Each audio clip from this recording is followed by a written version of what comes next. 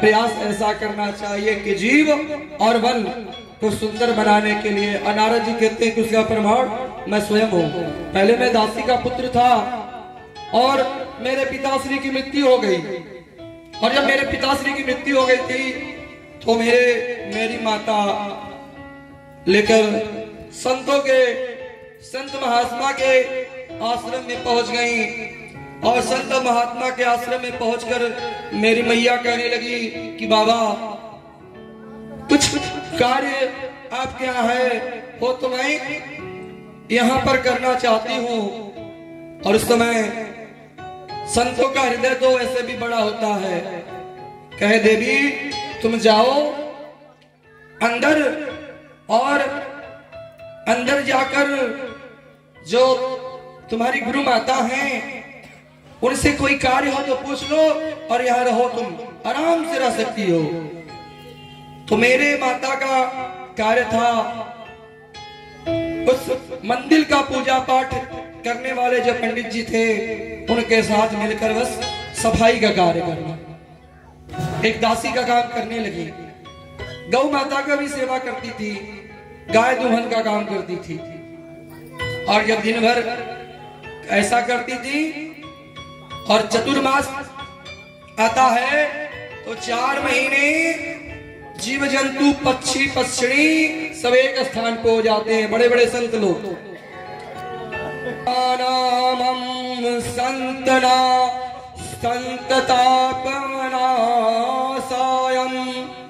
संत एक ऐसा व्यक्ति है कि जीवन के अंदर का जो ताप है उसकी शीतलता संत प्राप्त करा देता है।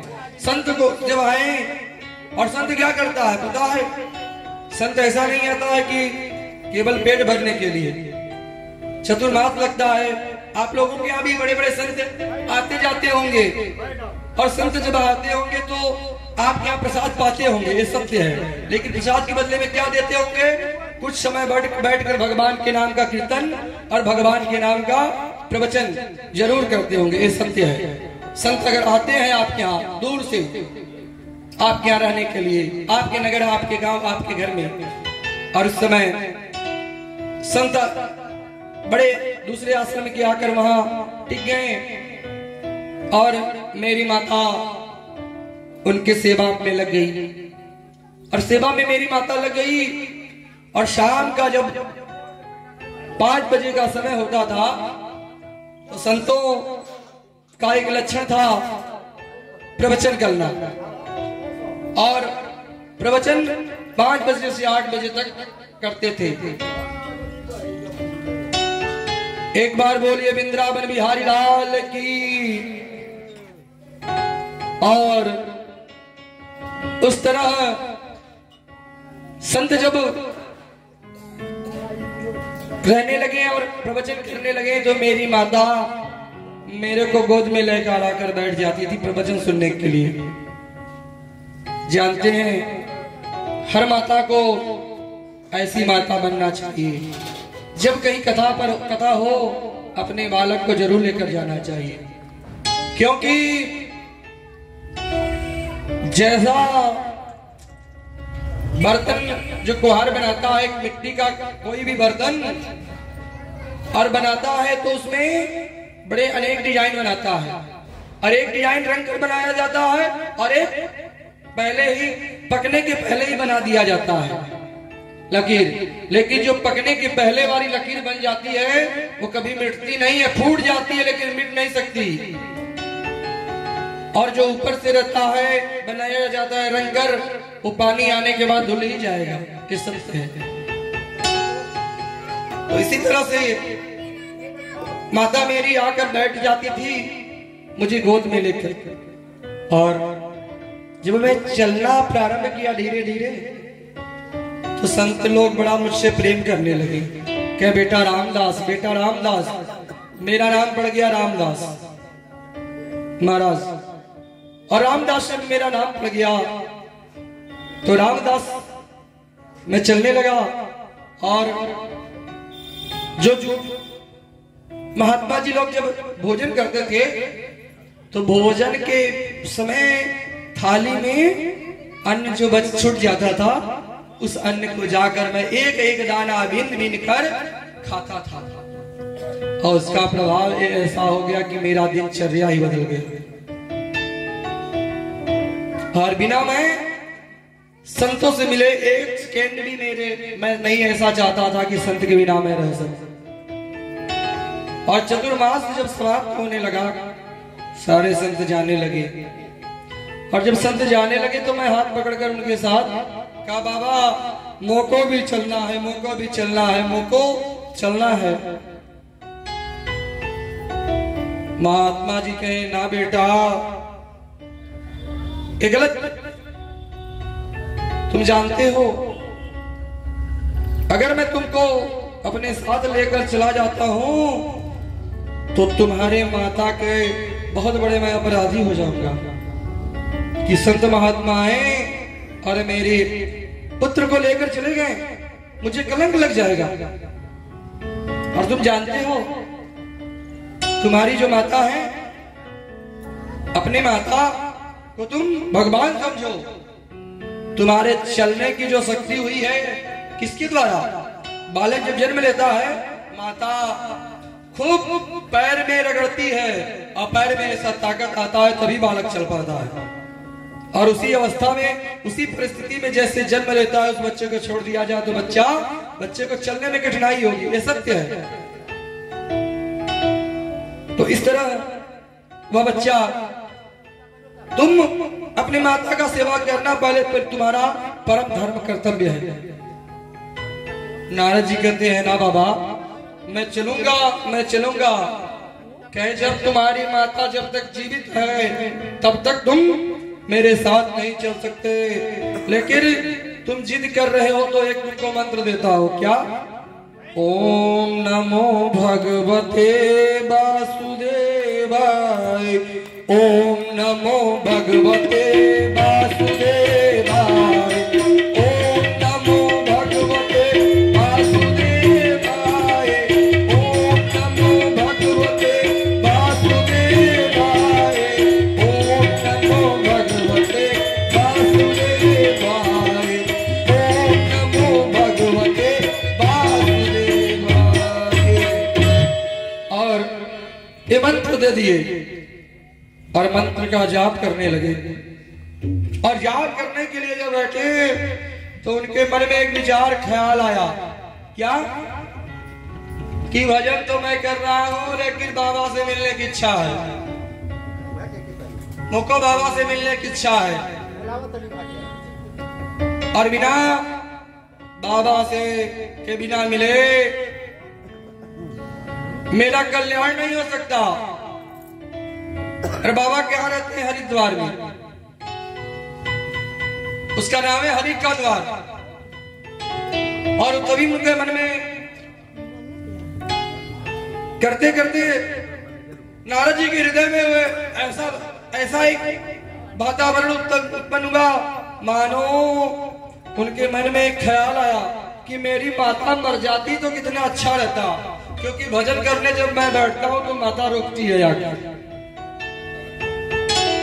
और इधर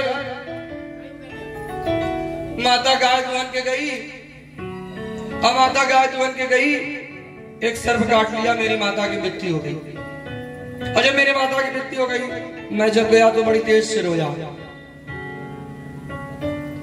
और जब मैं रो रहा हूं तो मेरे दोनों आंखों से झरझर झरझर आंसू गिर रहा है। सुखदेव जी महाराज कहते हैं राजा परीक्षित से कि एक आंख में सूर्य दूसरे आंख में चंद्रमा होते हैं। एक तरफ नारद जी को खुशी भी हो रही है और एक तरफ नारद जी को दुख भी। सुख तो, खुशी तो इसलिए हो रही है कि मेरी माता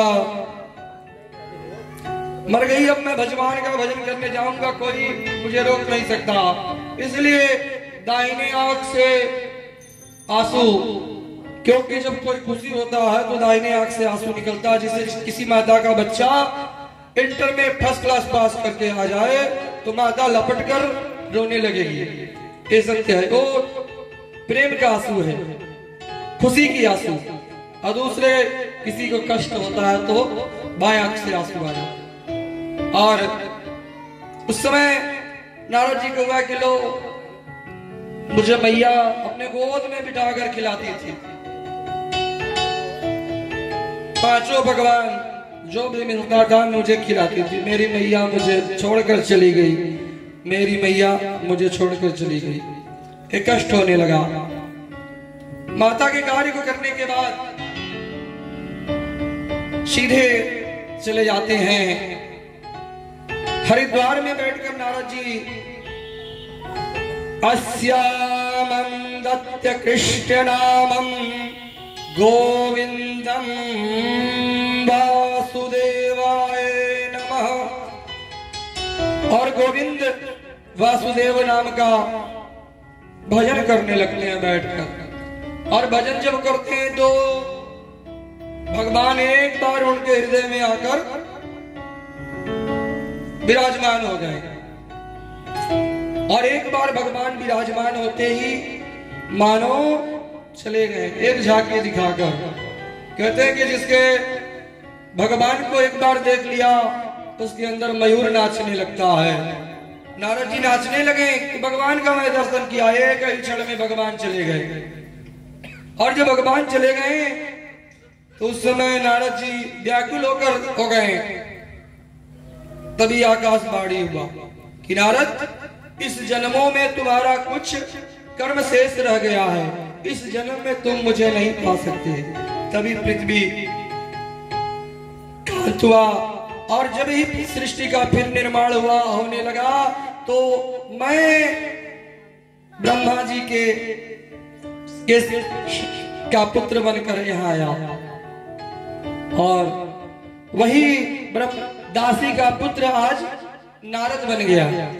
तो जीवन में संतों का क्षण अगर मिल गया तो जीवन में कोई कार्य असंभव नहीं है, ये सत्य है। तो इसीलिए प्रयास करना। अमृत है हरि नाम जगत में, अमृत है हरि नाम जगत में, छोड़ विषय विष पीना क्या हरि नाम नहीं तो पीना क्या, हरि नाम नहीं तो पीना क्या। अमृत है हरि नाम जगत में, अमृत है हरि नाम जगत में, छोड़ विषय विष पीना क्या हरि नाम नहीं तो जीना क्या, हरि नाम नहीं तो जीना क्या।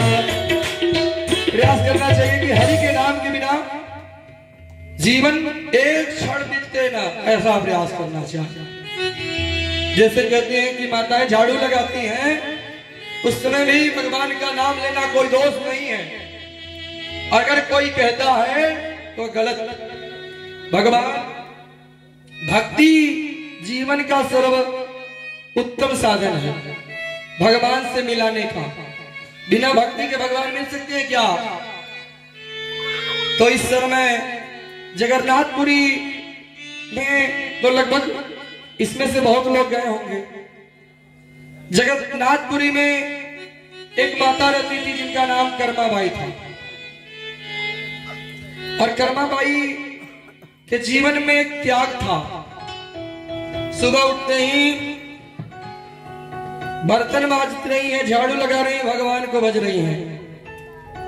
और झाड़ू लगाते लगाते बर्तन मांजते मांजते कर्माबाई के मन में एक बार विचार हुआ कि अगर प्रभु मेरे घर आते तो मैं अपने हाथों से प्रसाद बनाकर भगवान को खिलाती और भगवान मेरे प्रभु आ जाते हैं। भगवान सत्य है। अगर भगवान नहीं होते तो आप एक पग चल पाते क्या? भगवान के बिना इच्छा के कोई कार्य नहीं होता। भगवान अगर सूर्य नारायण नहीं उगे तो एक महीने में लोग जैसे हरे भरे हैं और सूख कर अमर के जैसे हो जाएंगे, काले। अगर बरसात नहीं होगा ये प्रकाश नहीं होगा। बरसात के बिना कि बिजली उत्पन्न हो सकता है क्या? कोई वैज्ञानिक नहीं बना सकता। सोलर पैटर्न तो जरूर बनाए, लेकिन सोलर पैटर्न बिना सूर्य नारायण के अधूरा रहता है। तो भगवान सब में सबको चार्ज भगवान ही करते हैं, और जैसी आपके मन में भावना आए भगवान पहुंच जाते हैं। कर्माबाई के अंदर ये भावना उत्पन्न हुई कि मैं भगवान को भोग लगाकर प्रसाद खवाती तो कितना मेरा भाग्य रहता, क्योंकि अपना जीवन ही बाल अवस्था से युवा अवस्था वृद्धावस्था आ गई, वो माता समर्पण कर दी थी।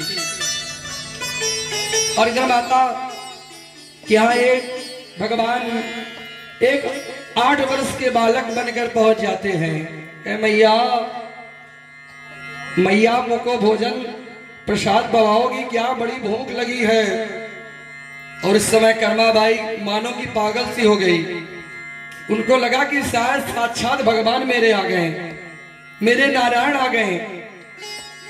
और उस समय कहीं बस लाला 2 मिनट रुको, मैं तुरंत तुमको बनाकर खिलाती हूँ, लेकिन एक मेरा शर्त है, अपने हाथों में से खिलाऊंगी और गोद में बिठाकर। क्या मैया इसलिए तो मैं आया हूँ। और माता जाकर बनाकर खिलाती हैं, अपने गोद में बिठाकर भगवान को खिलाती हैं। और एक क्रिया चलती जा रही थी, और तभी उस माता के यहाँ एक बड़े संत आकर रहने लगे। और जब संत रहने लगे और संत महात्मा जब सुबह उठे तो देखते हैं कि कर्माबाई 4:30 बजे ही भोजन बना रही है। 4:30 बजे जब भोजन बना रही है तो कर्माबाई से कहते हैं कि क्या देवी, बड़ा सुबह सुबह तुमको भूख लग जाता है? और उस समय कर्माबाई कहती है कि नाना महाराज जी, ये मैं तो प्रसाद प्रभु के लिए बनाती हूँ, जगन्नाथ जी महाराज के लिए मैं प्रसाद बनाती हूँ अपने हाथ से। अरे पागल तो नहीं हो गई हो? जगन्नाथ जी के लिए कि भगवान के लिए तुम भोग बना रही हो, अपराध कर रही हो। भगवान को भोजन बनाया जाता है, पहले स्नान किया जाता है, स्नान किया जाता है, उसके बाद भोजन बनाया जाता है। और यह जब कह दिए तो माता मानो कि माता को लगी मैं बहुत अपराध की। माता बहुत अफसोस करने लगी कि हाँ बाबा ठीक है, आप मुझको बता दिए, कल से मैं यही कार्य किया करूंगी। और इधर जब भगवान प्रभु दिन हर प्रतिदिन की भांति उस दिन भी पहुंचते हैं कर्माबाई के यहाँ। और जब पहुंचते हैं तो देखिए कर्माबाई को देखते हैं कि झाड़ू लगा रही है 4:30 बजे। 4:30 बजे झाड़ू लगा रही हैं कि मैया मुझको जल्दी खिलाओ, भूख लगी है, मैया मुझको जल्दी खिलाओ। उस समय मैया कहने लगी कि अरे जानते हैं आप भगवान हैं कि मैं भगवान हूं? ये कौन तुमसे कह दिया? कहीं बाबा, और भगवान को ऐसे भोजन नहीं, प्रसाद नहीं पवाया जाता। भगवान को तो प्रसाद पहले पवाया जाता है कि अपने घर को स्वच्छ करो, झाड़ू पोछा करो, बर्तन मांजो। तो बाबा आप रुकिए, मैं झाड़ू लगा ली हूँ, बर्तन मांज कर बस आपको प्रसाद स्नान करके तुरंत ही प्रसाद पवाऊंगी। और तभी इधर जगन्नाथ जी का घंटी बजा, भगवान चल दिए बिना खाए ही। और जाकर पुजारी जी से कहते हैं कि जानते हैं आज मैं भूखा ही रहूंगा।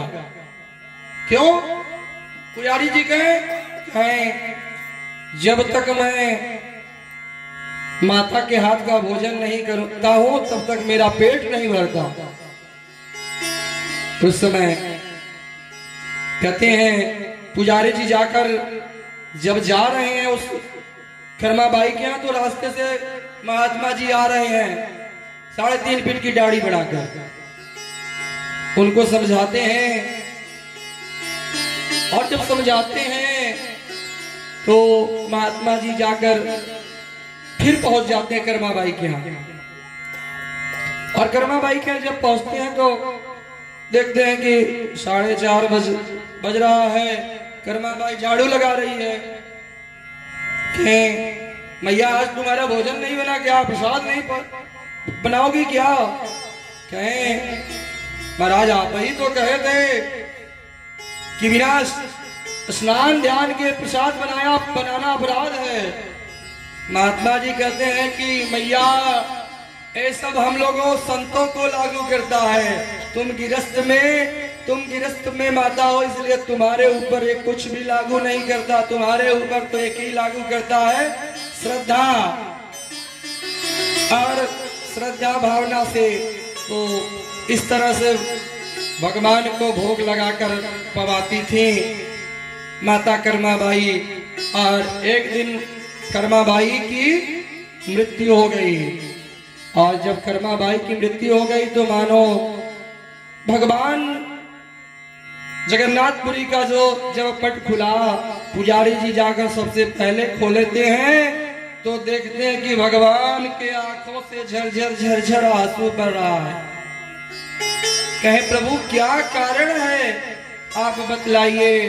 तो उस समय प्रभु कहते हैं अरे मेरी मैया चली गई छोड़कर, और मुझे अपने हाथों से बनाकर प्रसाद पवाती थी, खिचड़ी खिलाती थी, अब कौन खिलाएगा। उस समय पुजारी जी कहे कि प्रभु आज से इस मंदिर में जो भोग लगेगा सबसे पहला खिचड़ी का ही भोग लगेगा। उसी दिन से प्रतिदिन खिचड़ी का भोग जगन्नाथपुरी में लगने लगा। तो भगवान कहते हैं कि प्रेम के भगवान भूखे हैं, प्रेम से आप बुलाएंगे तो भगवान आपके हाथ को पकड़कर चल देंगे। ये सत्य है।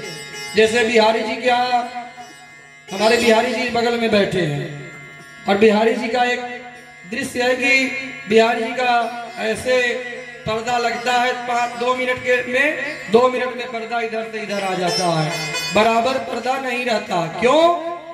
क्योंकि कहा जाता है कि भगवान एक माता आई रोज प्रतिदिन आती थी और वो थी दिल्ली की रहने वाली। और दिल्ली की रहने वाली माता और दिल्ली से माता बाल अवस्था से वृद्धावस्था तक पहुंच गई, लेकिन दर्शन करने बिहारी जी की जाती थी। इतना भीड़ था मानो,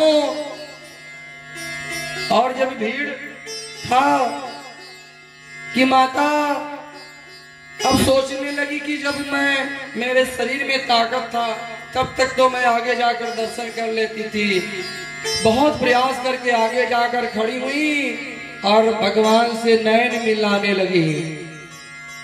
और जब भगवान से नैन मिलाई कहते हैं तेरी अखियों में जादू भरी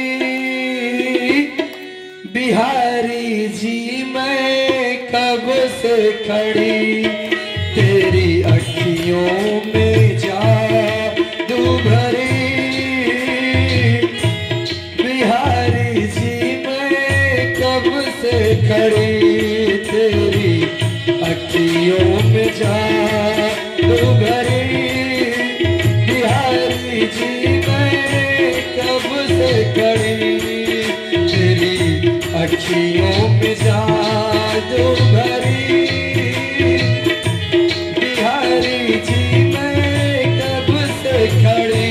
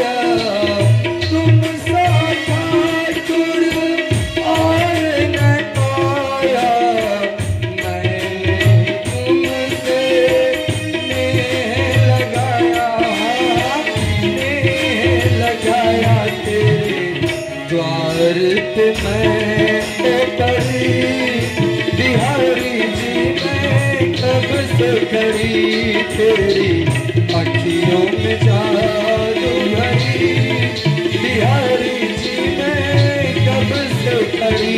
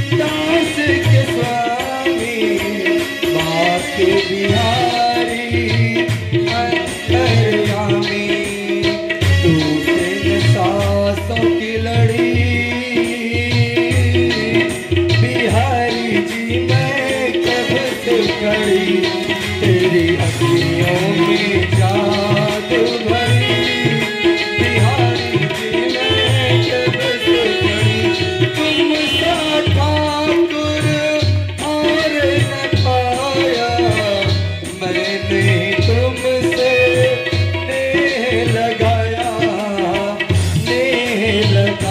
मेरी टूट नहीं सांसों की लड़ी,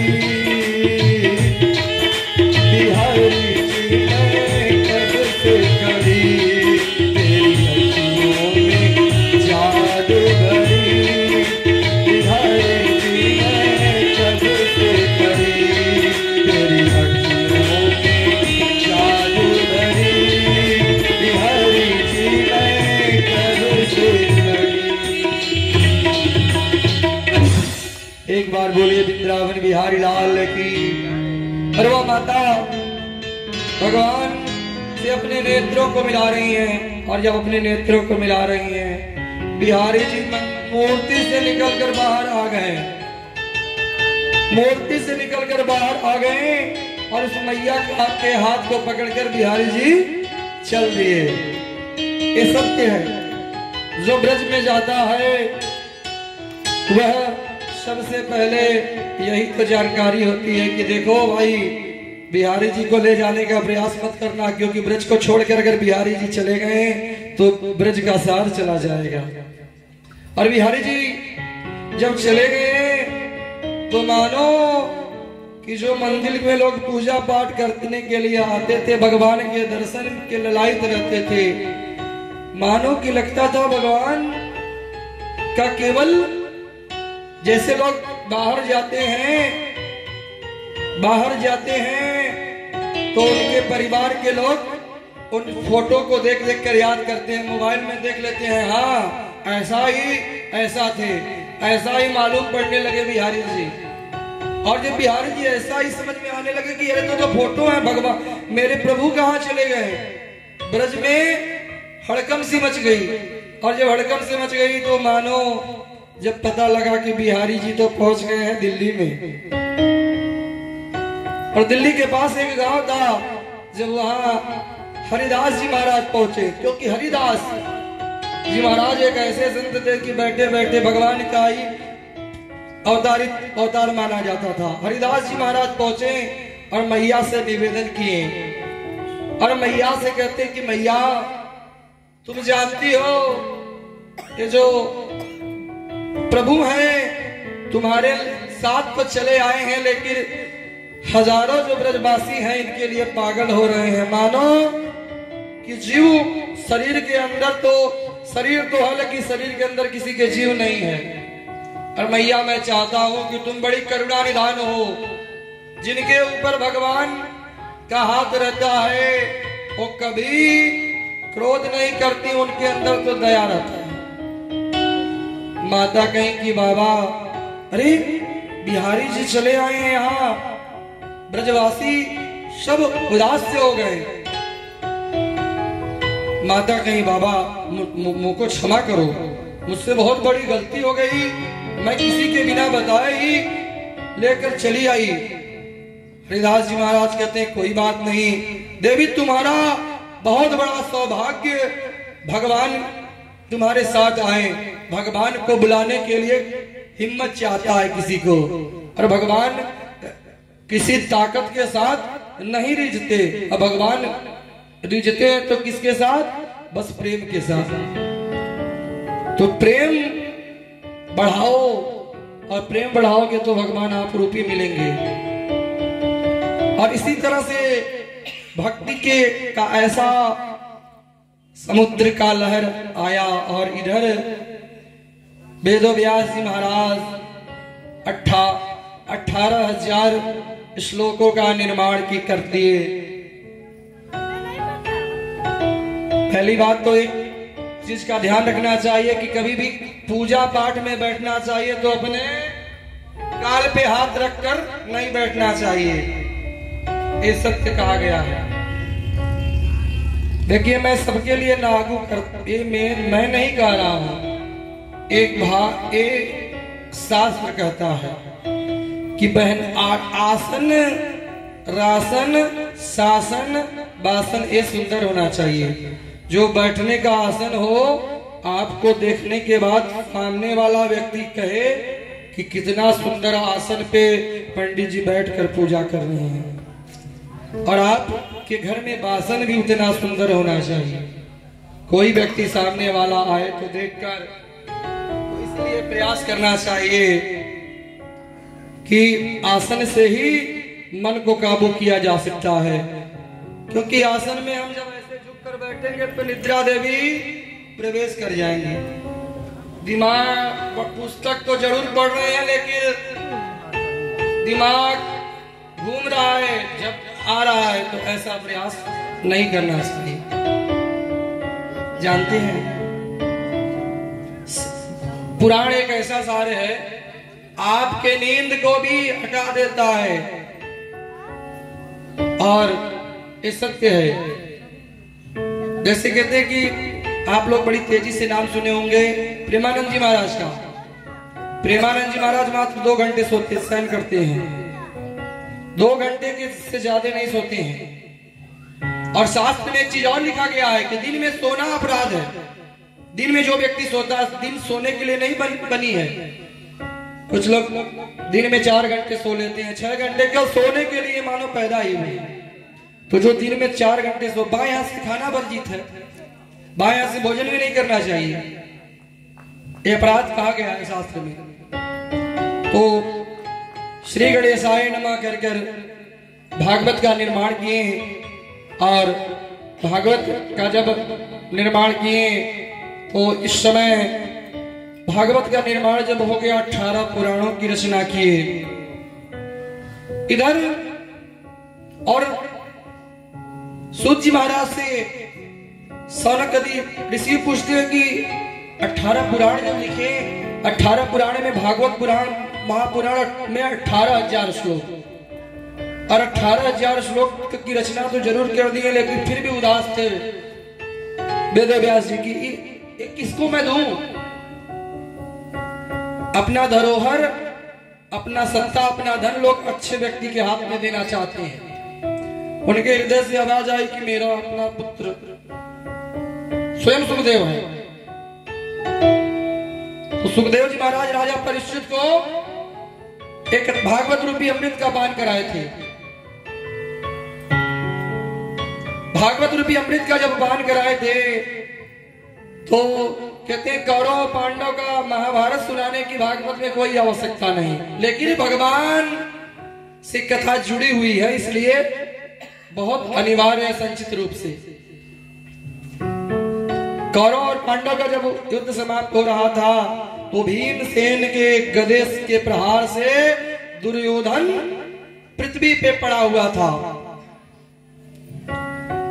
क्योंकि दुर्योधन ऐसा था कि उसकी ऐसी मृत्यु नहीं हो सकती थी, क्योंकि जब उसको कोई शोक लगेगा तभी उसकी मृत्यु, कोई उसको मार नहीं सकता था।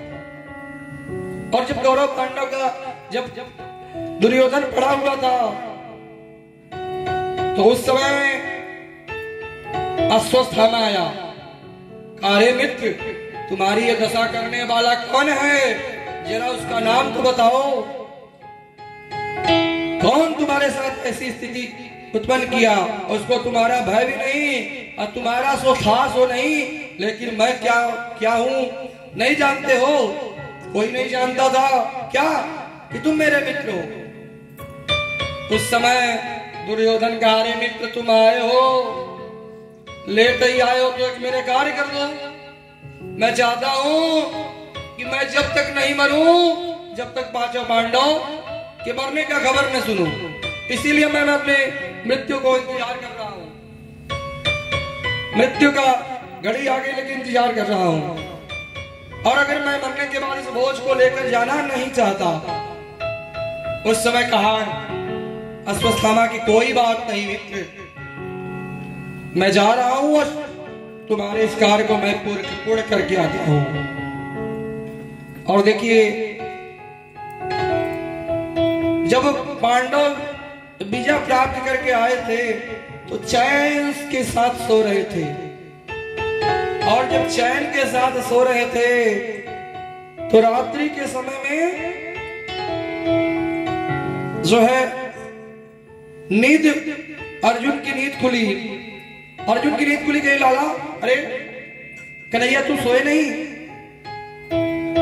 कहे जानते हो तुम लोगों के दुश्मन इतने हैं और तुम लोग अनभिज्ञ होकर सो रहे हो निश्चिंतता से, कब दुश्मन किधर से आकर प्रहार कर दे। उस समय अर्जुन कहते कन्हैया, जब मैं अपना जीवन का बागडोर का रस्सी जब तुम्हारे हाथ में सौंप दिया हूं तो मुझे क्या सोचने की आवश्यकता। भगवान पांचों पांडवों को उठाकर दूसरे स्थान पे ले जाकर सुला देते हैं। और जब दूसरे स्थान पे ले जाकर सुला देते हैं, वहीं पे द्रौपदी के 5 पुत्र जो थे पांडव के ही जैसे देखने में लगते थे, और वहां वो चैन वहीं सोए रह गए। और इधर जाता है अश्वस्थामा और 5 को मार देता है। और जब मारता है तो मानो उसका लगा कि सीना इतना बढ़ गया, अरे मैं बहुत बड़ा कार्य कर दिया, बहुत बड़ा कार्य। और उस समय ये विचार करने लगा कि मैं जो 5 पांडवों को मार दिया हूं, ये विश्वास मेरा मित्र दुर्योधन नहीं करेगा। दुर्योधन नहीं करेगा, तो इसलिए मैं 5 के सर को काट कर लेकर चल रहा हूं। और 5 के सर को काट कर लेकर बांध कर गया। कहा अरे मित्र, मैं तेरा कार्य कर दिया, तुम्हारा कार्य करके आया हूं। कहा तुम मेरे कार्य को कर आ गए मित्र, बड़ा अच्छा। कहा हाँ, मैं 5 पांडवों को मार कर आया हूं। कहीं मार कर तो आया हूं सो देखो 5 के सर को लेकर आया हूं, इसलिए कि तुमको शायद विश्वास न हो। कहीं 5 पांडव तुमको कदली मूली समझ में आ रहे हैं कि तुम गए और काट कर लेकर चले आए। और जब ही खोल कर देखता है दुर्योधन, मानो उसी समय धरती पर गिरकर अपना प्राण त्याग दिया।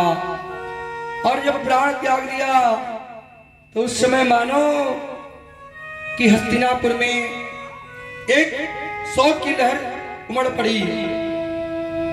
और सबसे सभा के बीच में जब सब आए नर नारी, तो द्रौपदी आई। द्रौपदी आई कही कि अरे ये मेरे 5 जो पुत्र थे ये तो अबोध थे, अभी उनको कोई ज्ञान नहीं था, ये समाज के बारे में जानते नहीं थे, किसी का अहित क्या कर सकते थे, इनके दुश्मन कौन हो गए।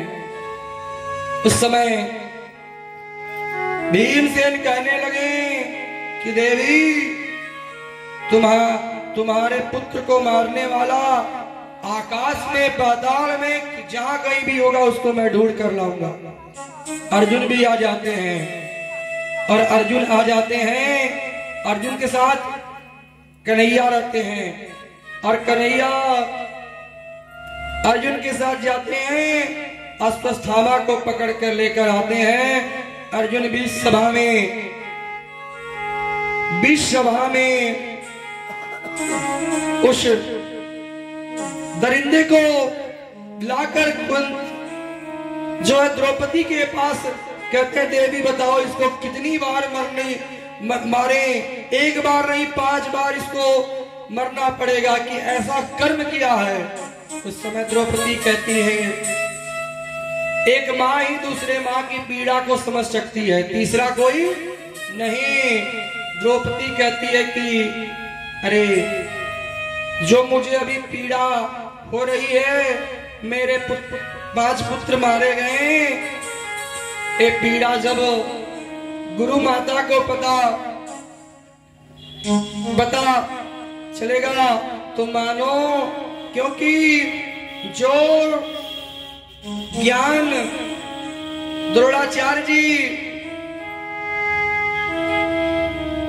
अश्वत्थामा को नहीं सिखाए थे, वह ज्ञान 5 पांडवों को दिए थे।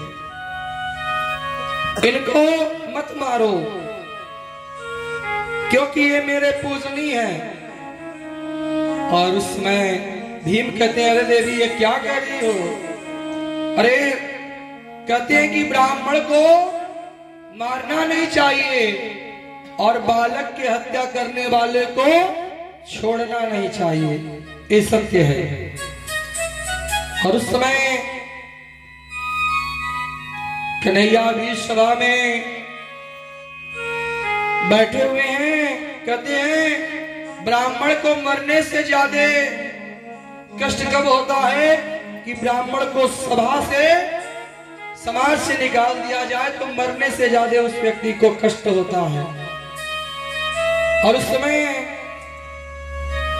अर्जुन अश्वत्थामा के सर के बाल को कटवाए और उनके शरीर अश्वत्थामा के मस्तक पे जब जो मणि थी निकाल कर सभा से बाहर कर दी। और इधर अश्वत्थामा जब जाता है तो अपने कुटिया में बैठकर ध्यान करता है कि 5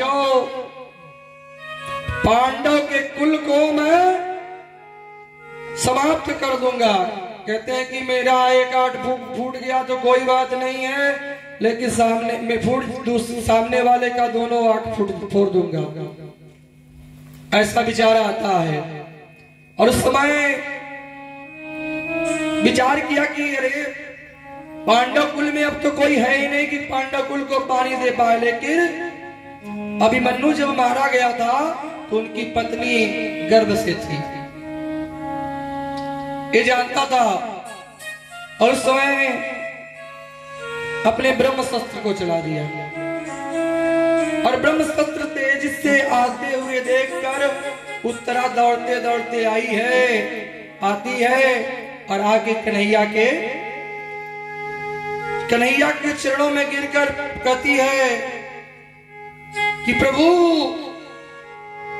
आप बचा लीजिए, मैं मर जाऊंगी इसका मुझे कष्ट नहीं, लेकिन जो मेरे गर्भ में बालक है उसका आप रक्षा करें, क्योंकि यही तो 5 पांडवों के कुल की हस्तिनापुर का दीपक है। यह समाप्त हो गया तो मानो हस्तिनापुर की धरा समाप्त हो जाएगी।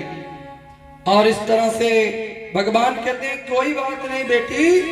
कन्हैया कहते हैं कि जरा तुम अपने हृदय में मातृभाव उत्पन्न करो और मातृभाव उत्पन्न करो। भगवान उत्तरा मातृभाव उत्पन्न की और भगवान सुदर्शन चक्र लेकर अंदर पहुंच गए और सुदर्शन चक्र से उस ब्रह्मशस्त्र को शांत करते हैं और ब्रह्मशस्त्र को शांत करते हैं। कहते बेटी अब कैसा लग रहा है? उस समय पांडव की माता कुंती कहती है लो, एक तरफ अंदर रक्षा भी कर रहे हैं और बाहर से पूछ रहे हैं कि कैसा लग रहा है। खेला लेला तो लाला तुम्हारे सिवा कोई नहीं कर सकता। और इस समय तभी जो है कुंती कही कि तुम भगवान हो। भगवान उस समय कहते हैं क्या कर रही हो बुआ? अरे मैं तुम्हारे भाई का सबसे छोटा वाला पुत्र हूं, वासुदेव जी का सबसे छोटा वाला पुत्र हूं, और तुम मुझे भगवान कह रही हो। कहे लाला लीला करना तो तुम्हारे सिवा कोई लीला नहीं कर सकता। तुम ही तो किसी को माता बनाते हो और किसी को पिता, किसी को भाई, किसी को बहन, कोई किसी को फूफा और किसी को अपना पुत्र बनाते हो। लेकिन सबसे बड़ा कौन है? सबसे बड़ा पिता तो तुम ही हो, जगत के पिता। इसीलिए मैं आज तुमको प्रणाम करना चाहती हूँ। कुंती जब कही बुआ ठीक, मुझे तुम भगवान बनाई हो तुम। अब भगवान क्या करते हैं? भगवान आशीर्वाद देते हैं, और आशीर्वाद देते हैं बुआ। तो मैं आशीर्वाद देना चाहता हूं। किंबाचनम प्रोक्षणे सर्वो आत्मज्ञानम। भगवान कहते हैं कि आत्मा से ऐसा शब्द निकला कि परमात्मा इनके सिवा कोई नहीं है, कुंती कही। और भगवान कहते हैं आशीर्वाद मैं दूंगा। भगवान हूं तो सब मांगे, जो मांगना है आज मैं सब दूंगा। तो सबसे पहले नंबर किसका आया? सबसे पहले युधिष्ठिर जी महाराज का आया। युधिष्ठिर जी महाराज आए, कहें कि अरे लाला तुम एक मुझे आशीर्वाद दे दो कि कितनी विषम से विषम परिस्थिति आए लेकिन मैं सत्य का साथ न छोड़ूं, यही मुझे वरदान दे दो। और भीमसेन महाराज, भीम भैया है, कहें लाला वैसे भी तो मेरी बड़ी बदनामी होती है, ऐसा आशीर्वाद दे दो कि मैं खाते पीते उठते बैठते सब जिस समय भी बीते केवल तुम्हारे नाम का भजन करूं। क्योंकि भोजन करते करते मेरी इतनी बदनामी हो गई कि अब करने की इच्छा नहीं है, तो यही वरदान दे दो। और उस समय अर्जुन कहते हैं लाला तुमको तो मैं अपना गुरु माना हूं, गुरु शिष्य का यही क्रिया चलता रहे बस यही।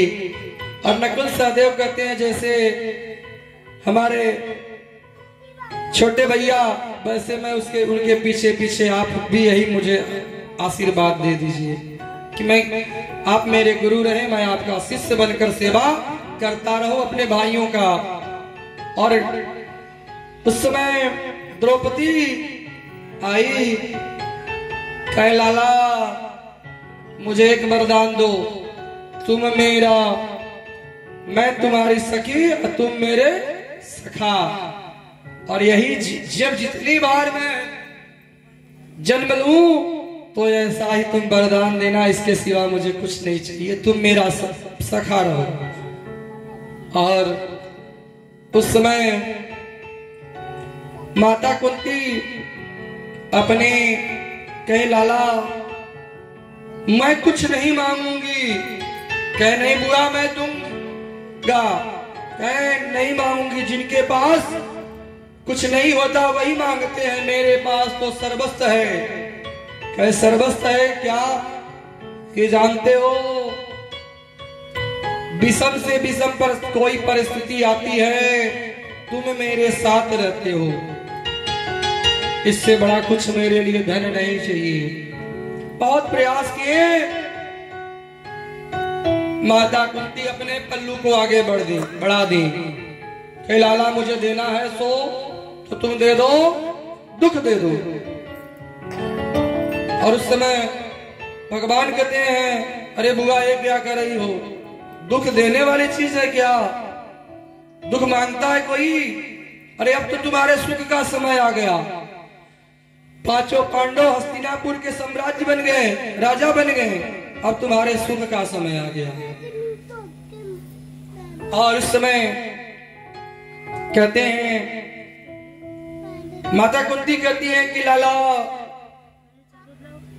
मैं बचपन से मैं मथुरा का राजा क्या जन्म ली, और इसके बाद आज कुंती भोज में मुझे लेकर चले गए। किसी बालक का जन्म कहीं और हो, पालन कहीं और हो, उसकी जीवन कैसी व्यतीत होती। और कुंती भोज मुझे लेकर चले गए, और मेरा जब विवाह हुआ तो मुझे जो पति मिला वो पीलिया का रोगी, और पीलिया का रोगी, और इस तरह से मैं उसको, मेरे पति को एक श्राप था कि अगर मैं पत्नी के साथ सहवास से जाता है तो उसकी मृत्यु हो जाएगी। मांद्री भी के साथ भी विवाह हुआ था उनका, और एक दिन मांद्री के पास गए और उनकी मृत्यु हो गई। और पवन देव सूर्य नारायण की कृपा से मुझे आशीर्वाद था कि जिस देवता को मैं चाहती थी आते थे, और उसके पहले मेरे यहाँ यह युधिष्ठिर जी जन्म लिए, भीम। और इस तरह से पांचों पांडव जब हुए, पांचों पांडव पे कौरवों की सेना अत्याचार करने लगी, और कौरवों की सेना अत्याचार करने लगी, लेकिन परास्त नहीं कर पाई, और जहर देने के देकर मारने का प्रयास किए, लेकिन जहर भी अमृत के जैसा हो गया, वृक्ष से गिराया गया, लेकिन मेरे पुत्रों की रक्षा करने वाले तो वही हो। कौरवों की सेना में युद्ध हुआ, उसमें भी विजय प्राप्त कराने के लिए तो वह सुख दुख की घड़ी में तुम मेरे पास आ जाते हो, और सुख के आते ही तुम छोड़कर चले जाते हो, तो इसीलिए मेरे लिए दुख ही सबसे बड़ा सुख है। तो इसीलिए लाला मुझे दुख दे दो।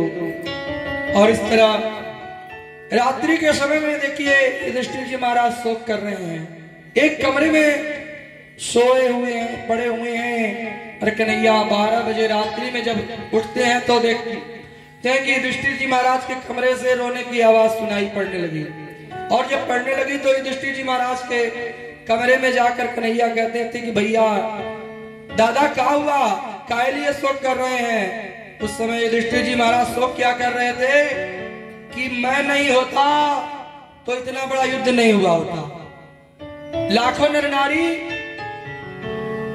मारे गए, और नारियां विधवा हो गई, और करोड़ों बच्चे अबोध हो गए। इसका कारण केवल मैं हूं। ये शोक करने लगे, और जब शोक करने लगे तो भगवान जाकर समझा रहे हैं तो समझ में नहीं आ रहा है। उस समय भगवान कहते हैं कि क्योंकि जो उपदेश अर्जुन को दिए थे भगवान, वह अर्जुन एक शिष्य बनकर समझे, वो समझ में आ गया था, लेकिन युधिष्ठिर जी महाराज के तो कन्हैया एक बालक के रूप में समझ में आते थे। एक बालक किसी बड़े आदमी को समझाए तो समझ में नहीं आएगा। तो इस तरह से युधिष्ठिर जी महाराज को जब नहीं समझ में आया तो कन्हैया कहते हैं कि ये बात अगर भीष्म पितामह कह दे तो इनका शोक समाप्त हो जाएगा।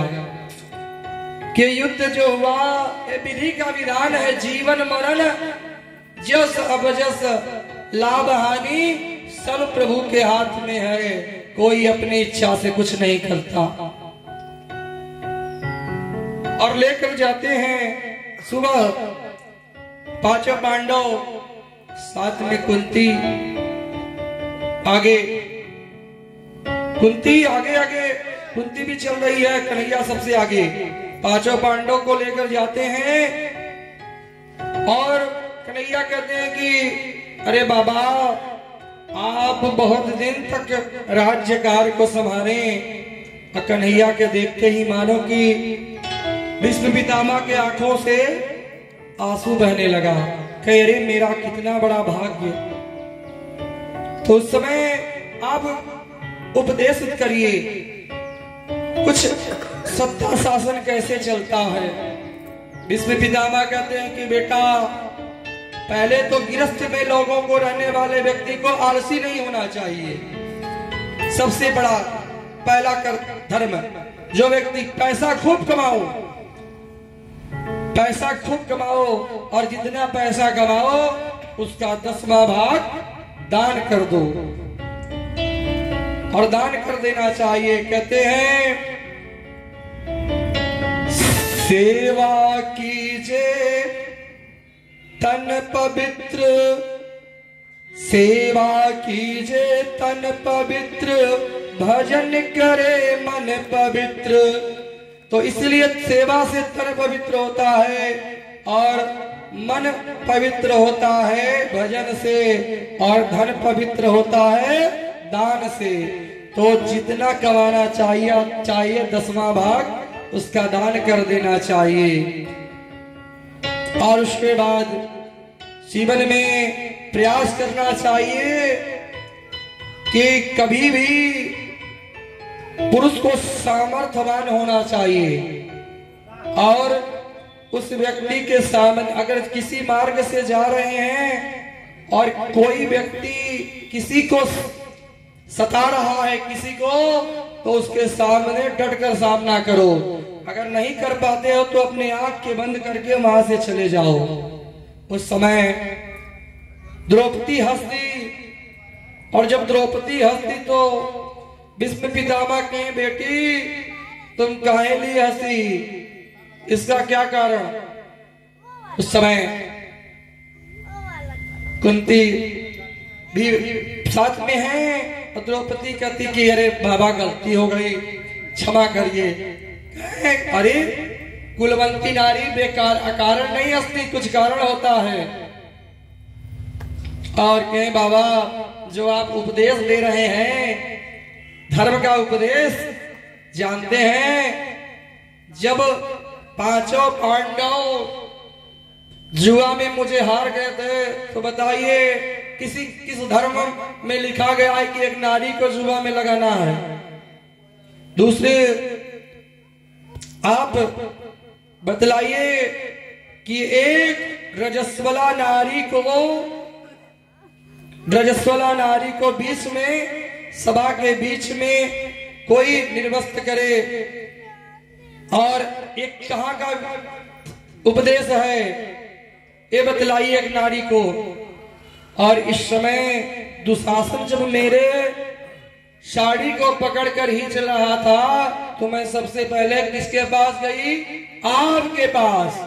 आप एक आंख दिखा देते तो किसी की हिम्मत नहीं थी कि मेरे वस्त्र को भी स्पर्श कर पाता।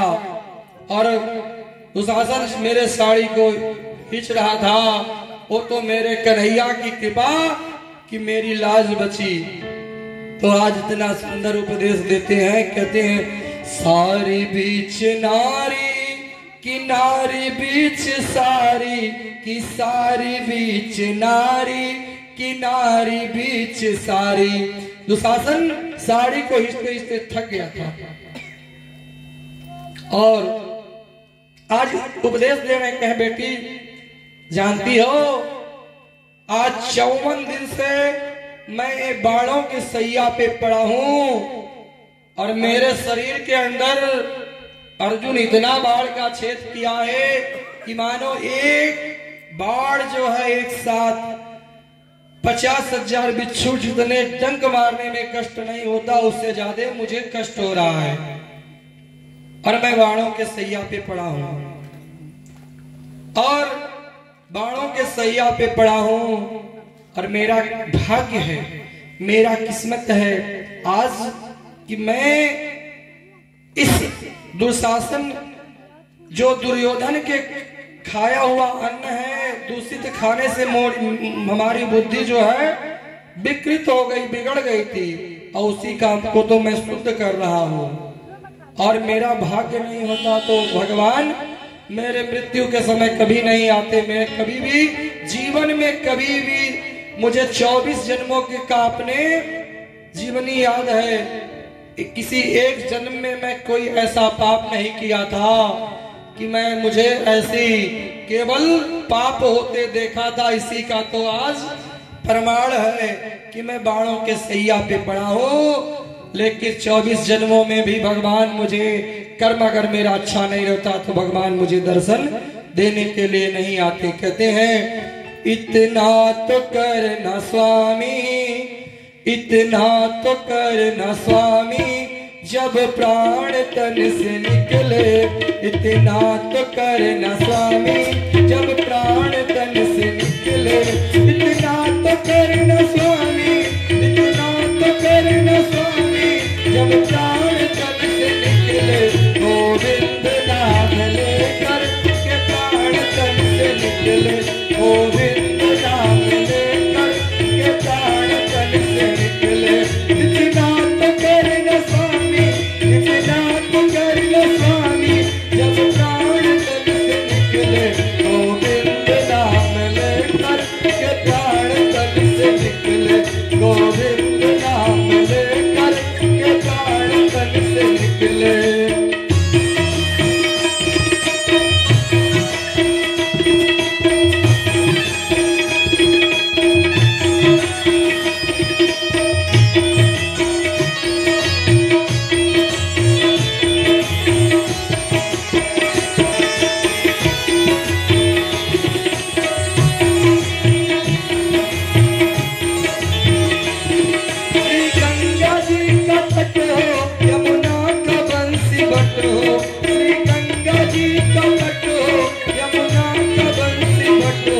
मेरा सावरा निकट हो जब प्राण तन से निकले।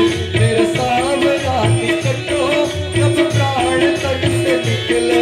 इतना तो करना स्वामी, इतना तो करना स्वामी, जब प्राण तन से निकले। इतना तो करना स्वामी, जब प्राण तन से निकले। इतना तो करना स्वामी, जब प्राण तन से निकले। गोविंद नाम लेकर, गोविंद नाम लेकर के प्राण तन से निकले। इतना तो करना स्वामी, जब प्राण तन से निकले। इतना तो करना स्वामी, जब प्राण तन से निकले।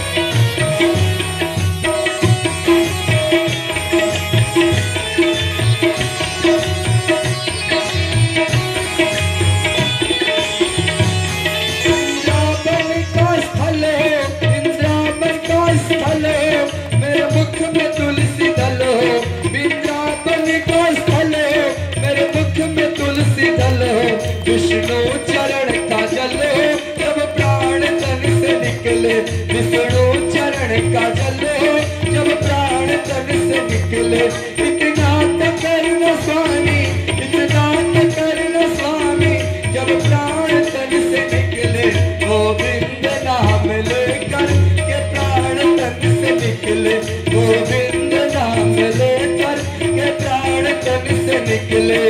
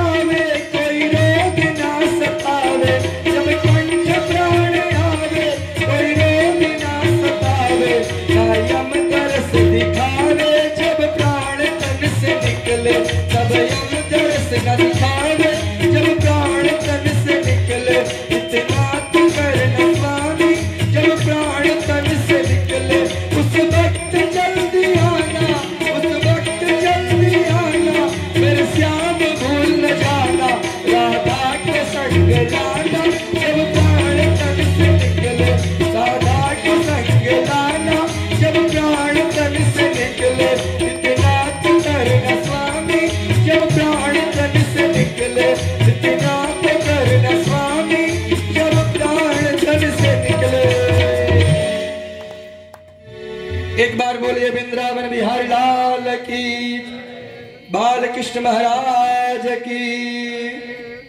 और इस कहते हैं कि जीवन में मनुष्य जब सुंदर कर्म किया रहता तो भगवान उसके पास पहुंचते हैं। दो पद्धति को लोग जानते हैं कि नहीं जानते तो जान लें। जो व्यक्ति गिरस्त में रहता है, जब मृत्यु का समय आता है तो उसको भय होने लगती है कि चलो गौदान करा लें, क्योंकि गौदान से बहुत सारे पाप करते हैं, ऐसा कहा जाता है। सुनते हैं तुलसी बांस में लाकर रख लें। और लेकिन जो संत होते हैं वो क्या करते हैं, अपना शरीर यमुना जी में बहा देते हैं। जीते प्राण रहते ही भगवान को प्राप्त कर लेते हैं, ये सत्य है।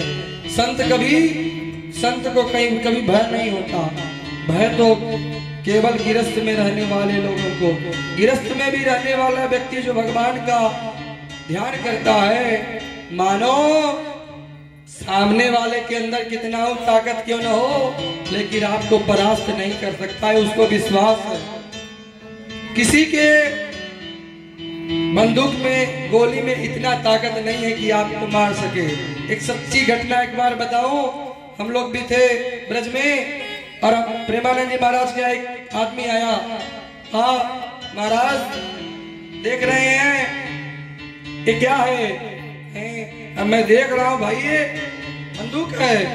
क्या इसकी एक गोली सीने को छेद कर देती है। क्या जानते हो तुम्हारी एक गोली मेरे सीने को क्या छेद करेगी? इसके अंदर इतना ताकत ही नहीं है। ये राधा नाम का जो कवच मैं पहना हूं कि वापस जाकर लगेगा तो तुम बच नहीं पाओगे। ऐसा भगवान के नाम का ताकत होता है। जिस व्यक्ति के अंदर ताकत हुआ, प्रेमानंद जी महाराज के दोनों किडनी का खत्म हो गए हैं, लेकिन अभी जीवित हैं, चल रहे हैं चैन से। 65 वर्ष का समय हुआ लेकिन चैन से चल रहे हैं और डेली ब्रज की परिक्रमा लगाते रहते हैं और उनके केवल दर्शन के लिए। जितने संत हैं वो नहीं किसी के पास कहते कोई मेरे पास आए, लेकिन जिनके ऊपर प्रभु की कृपा रहती है उनके पास लोग अपने आप पहुंच जाते हैं। तो इस तरह से जीवन में सबसे बड़ा कवच भगवान के नाम का, तो ऐसा प्रवास करना चाहिए। और उस समय देखिए विष्णु पितामह इति मति कलेपतम विष्णु भवति तत्परे विमुखम स्वासुखमुखतेन क्वचिंतने यत्प्रभा। कृष्ण मैं चाहता हूं कि एक चीज मैं तुमको देना चाहता हूं। अब मेरे मृत्यु का समय आया, तुम आए। मेरी मति एक पुत्री है, उसको तुमको वरण करना चाहता हूं। और पांचों पांडव तुरंत, कुंती द्रौपदी सब सोचने लगी कि अरे बाबा का विवाह कब हो गया, विवाह की हुआ तो पुत्री कब हो गई। उस समय कहते हैं कि जो मेरी बुद्धि रूपी मति है अब मेरा शुद्ध हो गया। अब यह मैं भगवान को जब तक शुद्ध नहीं रहेगी बुद्धि तब तक भगवान ग्रहण नहीं कर सकते। तो इसी तरह भगवान को वरण किए और भगवान का ध्यान करते करते एकादश स्कंद का पाठ करते हुए भीष्म पितामह अपने प्राण को त्याग दिए। और इसके बाद कन्हैया सुबह जाने का जब समय हुआ, मानो युधिष्ठिर जी महाराज अर्जुन से कहें कि अर्जुन तुम लाला को लेकर जाकर बाहर नगर के सीमा जंगल से बाहर करा दो, क्योंकि बीच में घना जंगल पड़ता है। और घना जंगल पड़ता है, जंगल में बड़े बड़े डाकू रहते हैं।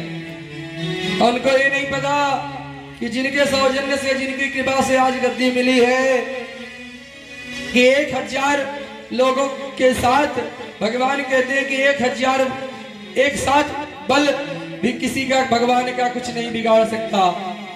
जन्मे और भगवान आज इतना प्रेम था युधिष्ठिर जी महाराज को भगवान कन्हैया के प्रति। और युधिष्ठिर जी महाराज भगवान के तो विदा करते हैं, हस्तिनापुर की सब नर नारियां विदा कर रही हैं। और भगवान जब जाते हैं कहा, द्वारिका।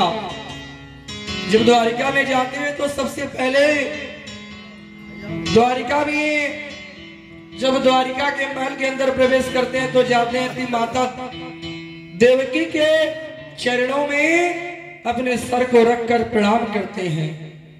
कहते हैं कि जिस वृक्ष में ज्यादा पत्ते लगे हुए होंगे, फल लगे होंगे, वो वृक्ष अपने आप झुका रहता है। और जिस वृक्ष में फल ही नहीं हो तो अपने आप ही टाइट रहेगा, वो अपने आगे किसी को समझेगा नहीं।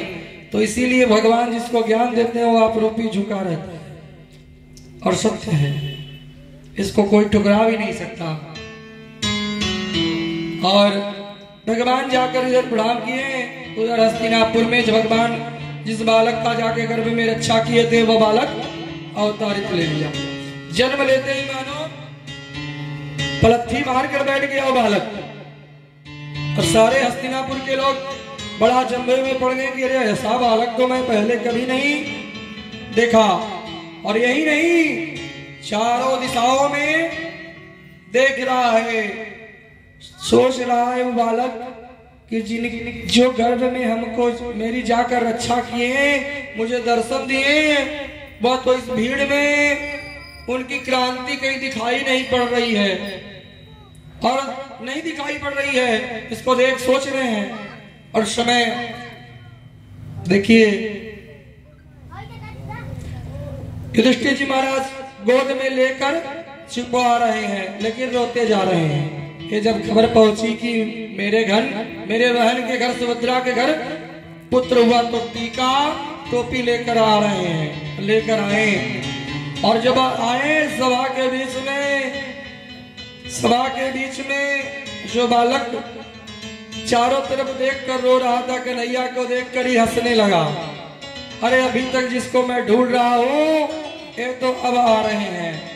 और कन्हैया उस बालक को गोद में लेकर उसके सर पे हाथ को हिला देते हैं। उस बालक का नाम ही पड़ गया राजा परीक्षित, क्योंकि भगवान जन्म लेने से ऐसा पहला बालक है कि भगवान जन्म लिया, बाद में भगवान का दर्शन पाया पहले। तो भगवान उस बालक का नाम परीक्षित पड़ गया, वह परीक्षित। और वह बालक धीरे धीरे बड़ा होने लगा। और इधर भगवान प्रभु चले जाते हैं द्वारिका। और जब प्रभु द्वारिका चले जाते हैं, उनको छोड़ने के लिए कौन जाते हैं द्वारिका तक? अर्जुन। अर्जुन जब छोड़ने के लिए जाते हैं द्वारिका में, यदुवंशी आपस में लड़ने लगे और लड़ने लगे तो भगवान एक दुर्वा निकाल कर देखे, सब आपस में ही लड़कर मर गए। भगवान को कष्ट हुआ, भगवान भी उस लोक को छोड़कर चले गए। और जब छोड़कर चले जाते हैं तो देखिए उस समय अर्जुन जब आते हैं तो दरवाजे के दहली को पकड़कर खड़े हो जाते हैं और दहली को पकड़कर खड़े हो जाते हैं। उनके शरीर की तेजता समाप्त हो गई और तेजता जब समाप्त हो गई तो उस समय युधिष्ठिर जी महाराज कहते हैं, अर्जुन क्या बात है, आज तुम्हारे ललाट की तेजता क्यों समाप्त हो गई? कहा जाता है कि पराई स्त्री के साथ संपर्क होने के बाद मनुष्य का तेजता समाप्त हो जाता है कि और या तो गाय का वध, या तो कोई अपना प्रेमी जिससे सबसे ज्यादा प्रेम करो वह छोड़कर चला जाए तो उसके शरीर की तेजता चली जाती है। ये तीनों में से तुमसे क्या ऐसा हो गया? कहें कि भैया जो मेरे अपने प्राणों से प्रिय, मेरे अपने कृष्ण, मेरे लाला छोड़कर मुझ चले गए हम लोगों को। और उसी समय देखिए कुंती कृष्ण कृष्ण कहते ही अपने प्राण को त्याग दी। जैसे दशरथ जी महाराज को ये पता चला कि राम वन में गए, राम राम कहते अपने प्राण को त्याग दिए, और इधर कृष्ण कहते ही कुंती अपने प्राण को त्याग दी। और इस तरह युधिष्ठिर जी महाराज बुलाए राजा परीक्षित को, और राजा परीक्षित को राजगद्दी पे बिठा दिए कि बेटा अब तुम राज सत्ता चलाओ। कहते हैं कि बालक जब अपने 5 वर्ष तक का बच्चा रहे उसको खूब प्रेम करना चाहिए, और बच्चा जब अपने 14 वर्ष का हो जाए अपने बराबर तो उससे साथ मित्र तक व्यवहार करना चाहिए। ये शास्त्र का विधान गया है, कहा गया है कि बच्चा कंधे के बराबर हो जाना चाहिए तो कभी उसको डांटना नहीं चाहिए, उसको मित्र समझना चाहिए, उसके साथ दुख सुख बांटना चाहिए। ये सत्य है। और इधर जब ही बिठाते हैं राज सिंहासन पे कि बेटा तुम बैठो, अब हम चले वन में तपस्या करने के लिए, कितने समय तक कार्य को करते रहेंगे। उस समय राजा परीक्षित कहने लगे कि बाबा अभी तो मैं छोटा सा हूं, आप छोड़कर चले जाएंगे तो मैं सत्ता नहीं चला सकता। तो कहते हैं, सुंदर उपदेश देते हैं युधिष्ठिर जी महाराज कि बेटा पहले तो सत्ता चलाने वाले व्यक्ति को एक सम भाव रखना चाहिए, सबके प्रति एक भावना रखनी चाहिए, प्रयास करना चाहिए कि इस नगर में कोई दुखियारा व्यक्ति कोई न रहे, कोई किसी को सताए नहीं, और दुश्मन भी अगर शरण में आ जाए तो उसको माफ कर देना चाहिए। जिस राजा के अंदर ऐसी गुण रहेगी वही सत्ता चला सकता है। और इधर चल देते हैं वन में भगवान का ध्यान करने के लिए, और इस समय 5 पांडव चल दिए, पीछे पीछे द्रौपदी भी चल दी और सब। और उस समय राजा परीक्षित अपने सत्ता को चलाते चलाते चला रहे हैं और उनका विवाह हुआ, उनके पुत्र हुआ बड़ा जन्मेजय। जब जन्म लिया और जब बड़ा होने लगा तो जन्मेजय से कहने लगे कि बेटा तुम अब कार्य को संभालो, जरा मैं वन का भी भ्रमण करूं कि देखूं जरा मेरे अपने जो हैं लोग वो मेरे नगर में कैसे रहते हैं। समय ही नहीं मिलता राज सत्ता चलाते चलाते। राजा परीक्षित के अंदर ऐसी गुण थी कि मानो संतों के आश्रम में अपने भेष को बदल कर जाते थे, संतों का सेवा करके आ जाते थे। किस घर में कौन भूखा है ये पता लगाने के लिए भेष बदल के जाते थे। राजा परीक्षित के अंदर ऐसी गुण थी। एक बार बोलिए वृंदावन बिहारी लाल की, बाल कृष्ण महाराज की। और इस तरह से चले जाते थे और आज उनके जो खजाना जहां रखा जाता है उस वहां पर पहुंचे, अपने वस्त्र को धारण किए और एक मुकुट धारण किए, और मुकुट धारण करने के बाद वन में जा रहे हैं तो देखते क्या है कि एक बैल है जिसका 3 पैर कट चुका है और एक ही पैर पे खड़ा है, और एक गाय माता है, वो गाय माता बड़ा करुणा कर रही है, उसको समझा रहा है। वो बैल कहती है कि कल धर्म के 4 पैर होते हैं, सतयुग समाप्त हुआ, धर्म का 1 पैर कट गया, और उसके बाद सतयुग के बाद त्रेता युग आया, 1 पैर धर्म का कट गया, द्वापर आया, 1 पैर और कट गया, कलयुग में केवल धर्म का 1 ही पैर बचा है, और 1 पैर के सहारे खड़ा है। और उसको समझा, अपने गौ माता को समझा, क्योंकि पृथ्वी माता है, धर्म जब घटता है तो पृथ्वी को कष्ट होता है, और इस तरह से विचार धर्म पृथ्वी माता कर रही हैं। और देखिए तभी राजा परीक्षित चले जाते हैं, कहते हैं कि अरे ये दशा करने वाला आपका कौन है? ये राजा परीक्षित के नगर में कौन? उस समय बैल कहता है कि महाराज मैं क्या बताऊं, अगर विद्वानों की बात कहा जाए, शास्त्र की बात कहा जाए, तो जिसका जैसा कर्म रहता है कर्म के आधार पे ही उसी को भोगना पड़ता है। महाराज मेरा ऐसा कर्म कि मेरे 3 पैर कट गए। कहते हैं कि पाप का नाम भी अपने मुख से लेना पाप है, ये सत्य है। और इधर राजा परीक्षित समझ गए कि कोई और नहीं है तो साक्षात धर्म है। और जब वहां से हटते हैं, एक लंबा चौड़ा आदमी आता है और हाथ में तलवार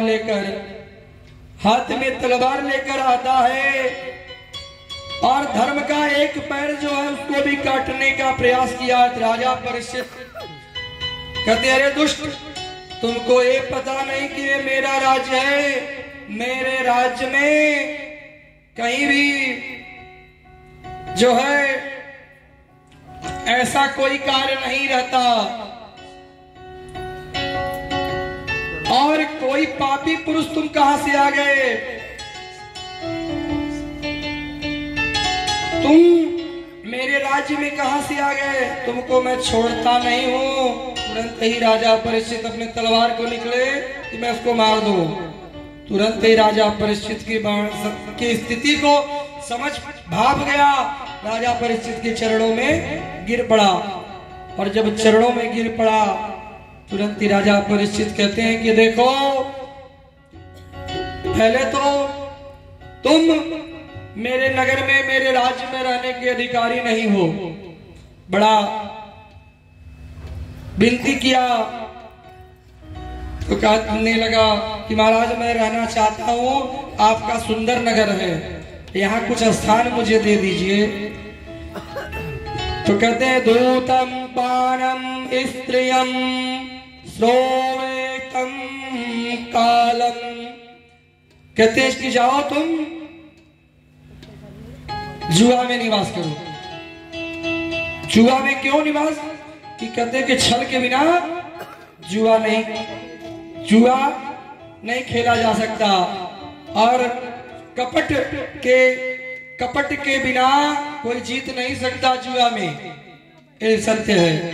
दूसरा, जाओ तुम मंदिरा में निवास करो, क्योंकि जानते थे राजा परीक्षित को मेरे नगर में न कोई जुआ खेलने वाला है और न कोई मदिरा पान करने वाला है। मदिरा पीने वाले ऐसे होते हैं कि अगर एक बार पान कर लिए तो नाली में पड़े रहते हैं और कुत्ते से बात करते हैं। उनके अपने आगे कोई उनको नहीं समझ में आता। तीसरा कहते हैं कि जाओ वेश्यावृत्ति की स्त्री में तुम निवास करो, और जहां हिंसा हो वहां पर तुम निवास करो, क्योंकि राजा जानते हैं कि मेरे नगर में कोई हिंसा करने वाला नहीं है, मेरे नगर में तो सब अहिंसावादी हैं। ये 4 जगह कलयुग को राजा परीक्षित दे दिए। बड़ा विनती किया कि महाराज सब एक गंदी चीज आप मुझे दिए। उस समय कहते हैं राजा परीक्षित के मुख से निकल गया कि जाओ तुम स्वर्ण में निवास करो, क्योंकि भगवान जो है हिरण्यगर्भ है। हिरण्यगर्भ मतलब भगवान के गर्भ में स्वर्ण निवास करता है, स्वर्ण है। और जहाँ स्वर्ण है वहाँ कलयुग, जहाँ भगवान है वहाँ कभी भी कलयुग अपना निवास नहीं करता। तुरंत ही कलयुग अपना असर दिखाने के लिए तैयार हुआ कि असर राजा परीक्षित जो मुकुट धारण किए हैं, ये मुकुट स्वर्ण का है। कई राजा मुकुट जो धारण किए हैं स्वर्ण का है, लेकिन ये मुकुट इनका नहीं है, ये तो जरासंध का है। पांचों पांडव जरासंध को मारकर उनका मुकुट जब छुड़ा लिए थे, तो उसी मुकुट को धारण करके राजा परीक्षित उस वहां पर आए और उसके सहारे पे बुद्धि में प्रवेश कर दिए। कलयुग जब बुद्धि में प्रवेश किया, क्योंकि कलयुग अगर आप कथा में आकर बैठे हैं, कथा में आकर बैठे हैं, आप पे का मन घर में चला जाएगा कि दरवाजा खोल कर आई हूं, और दरवाजे के अंदर अगर बिल्ली घुस कर दूध तो न पी जाए, तो मानो कलयुग बुद्धि बिगाड़ रही है। यहाँ पर आज सत्य है, आज 14 वर्ष के बालक को चश्मा लग गया, कलयुग नहीं तो क्या है। और 25 वर्ष के लोगों को हार्ट और ब्लड प्रेशर शुगर हो गया। तो कलयुग का प्रभाव नहीं तो क्या कहा जाएगा। और इस तरह राजा परीक्षित वन में भ्रमण करते करते समीक ऋषि के आश्रम के पास पहुंच गए। और समीक ऋषि के आश्रम के पास जब पहुंचते हैं तो समीक ऋषि योग करने के लिए बैठे हैं आराधना में। राजा परीक्षित कहते हैं देखो देखो जरा कैसा ढोंगी, मुझे आते देखकर अपने आंख को बंद कर लिया। अरे मुझे भूख लगी है, कुछ दो, और मुझे प्यास लगी है, पानी पिलाओ। और उस समय समीक ऋषि तो अपने बड़ समाधि में बैठे लगाए हुए हैं। और जब समाधि में लगाए हुए हैं तभी देखता राजा परीक्षित देखते हैं कि वहीं पर मरा हुआ एक सर्प पड़ा है।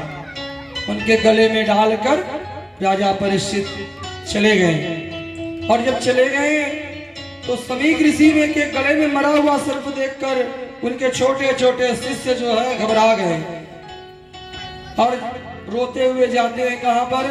सिंगी ऋषि, समीक ऋषि के पुत्र स्नान कर रहे हैं। और स्नान कर रहे हैं तट पर, कहते हैं गुरु महाराज के गले में एक राजा आया था, अपने आप को इस राज्य का सम्राट बताते हुए अपना नाम राजा परीक्षित कहें बताया। और गुरु महाराज के गले में मरा हुआ सर्प डाल के चला गया। और उस बात को सुनकर उनकी आंखों से सिंगी ऋषि के झरझर झरझर आंसू गिरने लगा। क्यों? कि एक पुत्र की का कर्तव्य होता है कि अपने पिता जब उसका योग करने के लिए समाधि में बैठे तो उसका रक्षा करना। और सोचते हैं कि मैं तो यहाँ हूँ, अपने पिता के का रक्षा भी नहीं कर पाया। और कहते हैं कि मरा हुआ शरीर मेरे पिताजी के गले में डालकर चला गया। अरे वो राजा ऐसा अपराध किया, कोई बात नहीं, तुरंत ही जल निकाले और जल लेकर हाथ में कहने लगे सिंगी ऋषि कि जो सर्प मरा हुआ था और उन्हीं के वंश का तक्षक नाम के सर्प के डसने से राजा परीक्षित की आज के 7वें दिन मृत्यु हो जाए। और ये श्राप दे दिए और श्राप लेकर आकर अपने पिता के सामने रोने लगे। और जब अपने पिता के सामने रोने लगे तो कहे कि क्यों रो रहे हो बेटा? कहे पिताश्री आपके गले में मरा हुआ सर्प पड़ा है। कहे मरा हुआ सर्प पड़ा तो क्या हो गया? क्योंकि कहे संतों को क्रोध और शोक नहीं करना चाहिए, क्यों शोक कर रहे हो? कहे पिताश्री अपने आप को इस नगर का राजा करने वाला राजा परीक्षित आया था और आपके गले में मरा हुआ सर्प डाल दिया। मैं भी पिताश्री मुझसे गलती हो गई, मैं उनको श्राप दे दिया कि जाओ आज के 7वें दिन तक्षक नाम के सर्प के डसने से तुम्हारी मृत्यु हो जाए। कह लो बेटा ये तुमने क्या किया? उस महात्मा के आंखों से समीक ऋषि के आंसू गिरने लगा कि आज जो मैं बैठकर यहाँ तपस्या करता हूँ, यहाँ जीव जंतु जितने हैं सब आपस में प्रेम करते हैं। एक साथ हिरण और एक साथ शेर यहाँ पर रहते हैं। कहते हैं कि चुहार बिल्ली दोनों दुश्मन होते हैं लेकिन रहते हैं क्या? एक साथ। सर्प भी रहता है साथ में नेवले के, कोई किसी से द्वेष नहीं करता। ये प्रभाव केवल राजा परीक्षित का है। और अगर ये चले जाएंगे तो हमारे इस धरा पे विकृतियां उत्पन्न हो जाएंगी। तुरंत ही राजा परीक्षित इधर जब अपने महल में जाते हैं, अपने मुकुट को उतार कर जब ही रखते हैं तो मानो कि उनको लगे कि धरती फट जाए, मैं इस धरती में समा जाऊं, क्योंकि मैं एक संत का अनादर किया, मैं एक क्षण जीवित नहीं रहना चाहता। समीक ऋषि अपने गौ नाम के शिष्य के एक खत भेजे कि राजा परीक्षित को देकर चले आओ कि आज के 7वें दिन आपकी मृत्यु होगी। और यही खत लेकर गए कि ये तो मुझे श्राप नहीं, मुझे आशीर्वाद मिला। और समीप तभी राजा परीक्षित तत्काल ही अपने पुत्र जन्मेजय को बुलाते हैं, राजगद्दी पे बिठाकर वन के लिए गमन कर लेते हैं और अपने पत्नी के पास जाकर कहते हैं कि देवी एक सत्य मैं बताता हूँ, सत्य कोई नहीं जानता कि उसकी मृत्यु कब होगी, लेकिन मैं कहता हूँ कि आज के 7वें दिन ही मेरी मृत्यु होगी। 7 दिन के पहले मेरी मृत्यु नहीं हो सकती, क्योंकि ये संतों का आशीर्वाद है। एक बार बोलिए वृंदावन बिहारी लाल की।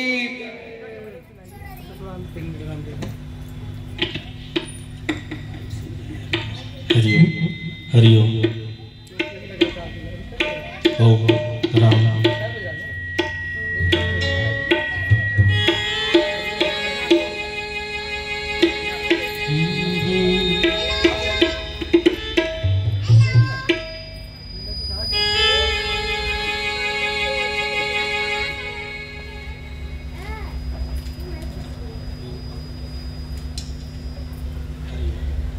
हरिओम हरिओम हरिओम ओम हरिओम।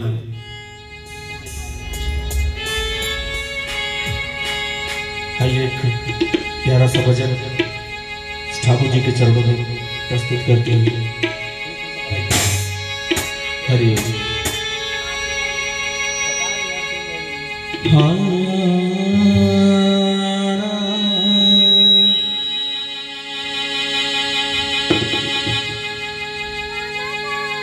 बोल पिंजरे का तोता राम रे, बोल पिंजरे का तोता